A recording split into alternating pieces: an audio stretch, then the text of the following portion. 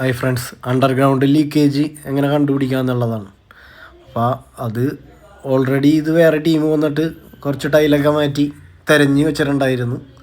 അപ്പോൾ അത് കണ്ട നമ്മൾ ഇവിടെ അവർ ചെക്ക് ചെയ്തതാണല്ലാന്നും പറഞ്ഞു നമ്മൾ ഓപ്പോസിറ്റ് സൈഡ് പിടിച്ച് ആദ്യം നമ്മൾ കൺഫേം ചെയ്ത് ഇവിടെ ലീക്ക് ഉണ്ടെന്നുള്ളത്. മീറ്റർ വെച്ച് പ്രഷർ കേജ് വെച്ച് അത് കൺഫേം ചെയ്ത് ലീക്ക് ഉണ്ടെന്നുള്ളത്.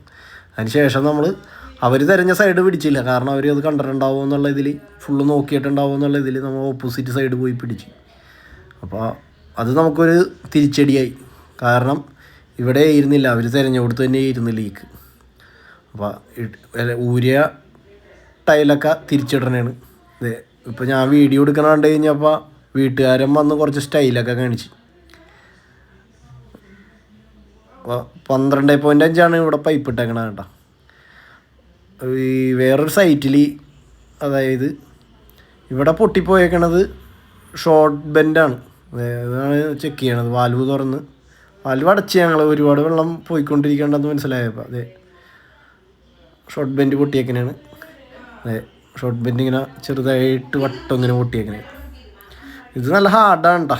പൊട്ടണമെങ്കിൽ പൈപ്പ് അവിടെ ഇരുന്നിട്ട് തന്നെയാണ്. ഇരിക്കണതിനും മെയിൻ കാരണമുണ്ട് കേട്ടോ. നമ്മുടെ റെയിൻ വാട്ടർ ഓവർഫ്ലോ ലൈനൊക്കെ ആ പരിസരത്തുണ്ടെങ്കിൽ മണ്ണിരിക്കാൻ സാധ്യതയുണ്ട്.